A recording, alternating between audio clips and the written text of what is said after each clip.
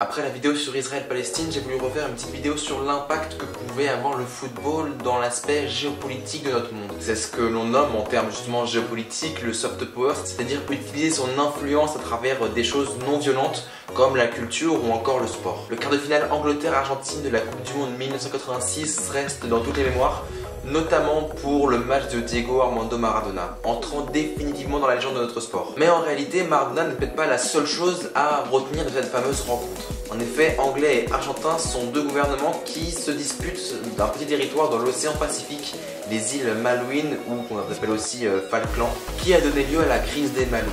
Donc ce match est également très psychologique et politique, forcément, puisque le vainqueur aura, même si la crise est à ce moment-là finie, un bel ascendant psychologique sur l'autre. C'est donc de cela qu'on va parler, donc de ce match et de tout ce qu'il y a autour dans cette petite nouvelle vidéo dédiée à football et à la géopolitique. Merci à ceux qui s'abonnent, qui lâchent des pouces bleus et qui commentent les vidéos. On est presque maintenant 600 sur la chaîne.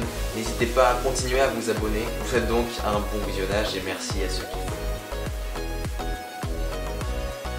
L'Angleterre et l'Argentine se sont directement qualifiés pour les phases finales de cette Coupe du Monde 1986 qui se déroule donc à ce moment-là au Mexique. À ce moment-là donc l'Angleterre et l'Argentine ont tous les deux le même nombre d'étoiles sur le maillot, une. L'Angleterre l'a remporté à domicile en 1966 dans un match qui lui aussi entre dans la légende puisqu'il constitue le point de départ, on va dire, de la rivalité, mais footballistique cette fois-ci, entre Anglais et Argentins. Pour résumer, donc 20 ans plus tôt, dans un autre quart de finale de Coupe du Monde, donc de 1966, le capitaine argentin se fait expulser à la 36e minute de jeu pour, selon l'arbitre de la rencontre, l'allemand Rudolf Kretlein, avoir eu, je cite, un regard mal intentionné, c'est pour cela que j'ai compris qu'il m'avait insulté. À partir de ce moment-là, tous les faits de jeu vont être interprétés plus en faveur de l'Angleterre que de l'Argentine, ce qui va donner lieu à un petit scandale d'arbitrage. Cela a forcément intrigué le capitaine argentin qui, je cite, « Je lui montrais simplement que j'étais le capitaine, qu'on pouvait dialoguer, que j'essayais de lui faire comprendre qu'on avait besoin d'un traducteur. » Encore plus scandaleux, puisque en fait, à ce moment-là, les cartons n'existent pas, ils sont d'ailleurs justement inventés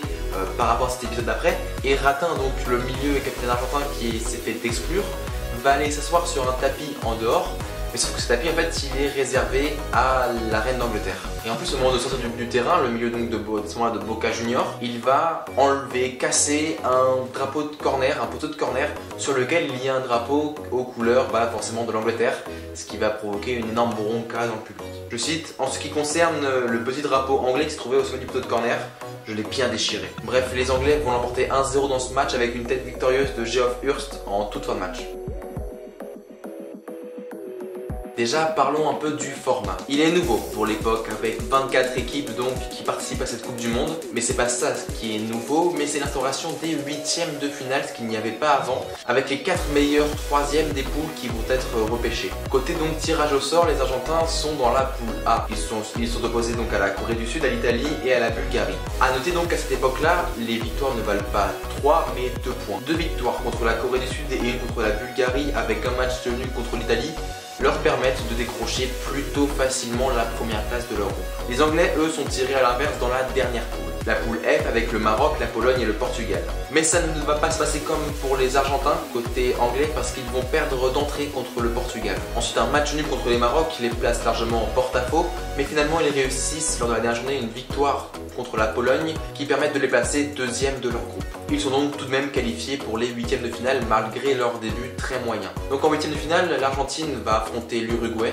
Ils en sortent sur la plus petite démarche grâce à un but de Pasquelli juste avant la pause. Côté anglais, ce sera le Paraguay, mais une victoire clinique, 3-0, avec des buts de Bradley et un doublé de Lineker, qui finira d'ailleurs meilleur buteur de la compétition, futur deuxième du Ballon d'Or 1986, ce qu'il estimera d'ailleurs injuste.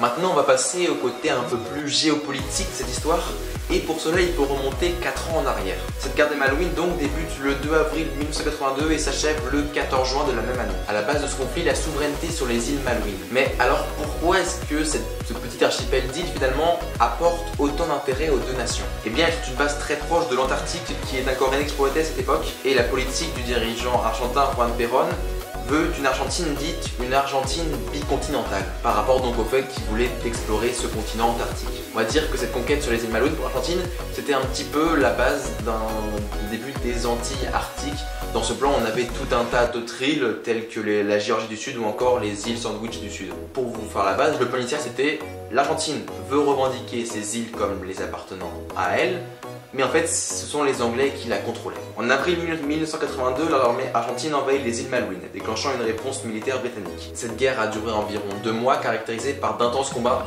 sur terre, mais également sur mer et dans les airs. Finalement, ce sont les forces britanniques qui s'imposent en gardant donc le contrôle de ces îles Malouines en juin 82, qui marque donc la fin du conflit. S'il fallait faire un petit bilan de cette guerre des îles Malouines, la victoire britannique a consolidé la position du gouvernement de Margaret Thatcher au Royaume-Uni, tandis que l'Argentine a connu une période de troubles assez dure suite à cette défaite. Bon, pour cette partie, j'essaie de faire un mélange. On va parler bien beaucoup d'ailleurs du match Argentine-Angleterre, mais on va également faire des références à chaque fois à ce qui s'est passé au Malouines et de pourquoi est-ce que c'était si important pour les joueurs de l'Argentine d'avoir une espèce de revanche non seulement pour ce qui s'est passé 20 ans avant, mais pour plus récemment donc avec ce conflit des îles Malouines. Bon, déjà pour commencer, je pense que vous avez déjà tous vu les images légendaires d'un joueur qui l'est en fait tout autant. Diego Armando Maradona. Le match se joue dans le stade Azteca de Mexico devant quelques 114 000 spectateurs. Avant cette rencontre, le ministre des Affaires étrangères anglais s'était rendu dans le vestiaire des joueurs pour leur demander qu'aucune déclaration politique ne soit faite à l'issue du match par rapport au contexte et à l'ambiance géopolitique autour de ce match. Bref, nous sommes le 22 juin 1986, le match se joue à midi, mais alors pourquoi une horaire aussi tôt on va dire?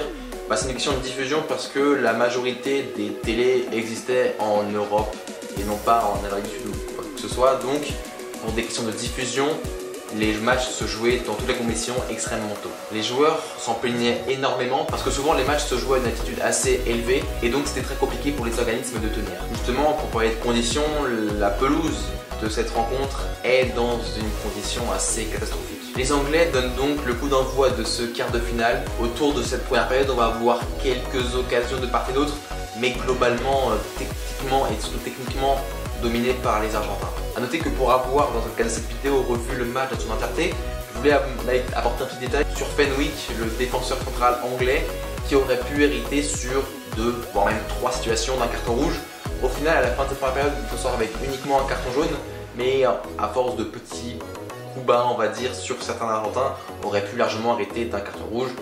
On retrouve un petit peu les tensions autour de l'arbitrage qu'on avait eu 20 ans plus tôt en 1966. Bref, à la mi-temps, toujours 0-0, mais au retour des vestiaires, 51e minute. Un moment pour l'histoire. Maradona and England have contained him pretty well so far. This looking dangerous. That's a poor clearance. Maradona with Shilton. Look like handball that. Je sentais que mes coéquipiers m'embrassent et personne n'est venu. Je leur ai dit venez me prendre dans vos bras ou l'arbitre va refuser le but. C'est ce que Maradona a dit à ses coéquipiers parce que tout le monde avait vu qu'il y avait du humain et sauf l'arbitre de la rencontre. Justement, tous les Anglais courent vers Ali Benasser et son assistant Bogdan Bochev pour crier au scandale forcément. En fait, ils vont justifier par le fait que l'arbitre central n'a pas vu le geste tout simplement et l'arbitre de touche qui l'a vu, l'arbitre de touche va se justifier en disant que les arbitres assistants ne devaient pas se mettre en opposition à l'arbitre de terrain, même si le Bulgare a déclaré par la suite qu'il sentait que quelque chose d'anormal s'était passé. Voilà finalement pour ce qui est, je pense, le plus gros scandale de l'histoire de la Coupe du Monde. Mais dans ce match, on va pas retenir que ça, on va retenir un deuxième moment d'histoire. Si, Maradona, ça c'est pas mal fait encore une fois, Maradona qui échappe à l'empreinte. Maradona toujours, qui marque là, c'est beau. L'Angleterre n'a plus le choix maintenant. Maintenant, il faut pousser tout tenter. Et à la 81e minute, après un bon débordement de Guisti qui délivre un centre sur la tête de l'homme en forme côté anglais, Gary Lineker. Tout reste possible donc dans les dernières minutes. On n'est pas loin de l'égalisation, mais Olarti Kochia sort ce ballon de la tête devant Lineker qui n'avait alors plus qu'à pousser ce ballon au fond des buts. Une petite minute de temps additionnel ne suffit pas aux Anglais et donc l'Argentine se qualifie dans un match scandale, mais se qualifie quand même et prend sa revanche. Et la politique va être autant sur le terrain et vous en doutez, géopolitique.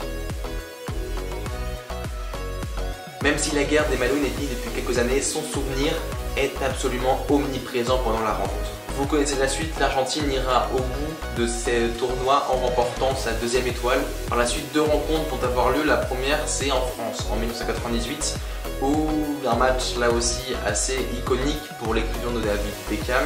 Les Argentins vont éliminer l'Angleterre au tir au but et marquer un nouveau coup dans cette rivalité footballo-géopolitique. La seconde a eu lieu lors de la Coupe du Monde 2002 en phase de poule, où cette fois-ci ce sont les Anglais qui se sont qualifiés grâce à un penalty transformé de David Beckham, un petit peu une revanche, sur un penalty provoqué par Mauricio Pochettino. Mais en dehors de ces Coupes du Monde, on a eu une scène assez marrante en 1991 où Maradona s'est fait littéralement siffler puisqu'il est sorti avec un ballon à la main du vestiaire, comme ceci, comme le montre là sur la photo. Voilà, en fait cette rivalité due à ce match de 1986 et à tout ce qui s'est passé auparavant ne restera, je pense, à vie dans l'histoire du football entre Argentins et Anglais. Voilà, c'est tout pour cette vidéo, j'espère qu'elle vous aura plu. N'hésitez pas à lâcher un pouce bleu, à vous abonner si ce n'est pas fait. Vous le voyez, pour petite parenthèse, vous voyez petit nouveau décor, si on peut appeler un décor comme ça, mais c'est une petite photo de foot que j'ai imprimée. Pas que de foot d'ailleurs, il y a aussi un petit peu de Formule 1, je ne sais pas si vous voyez, c'est plus de ce côté-là, plus derrière moi. Mais il y a un petit peu de Formule 1, voilà, c'est une petite référence. Ici ça va arriver, mais j'ai envie de mettre des choses plus gros, voilà, des espèces de display pour ceux qui connaissent. Voilà. Pour prochain investissement, ce sera ça. Mais voilà, merci à ceux qui ont suivi la vidéo, qui ont regardé jusqu'au bout. C'était tout. C'était Marc. Prenez soin de vos proches. Ciao.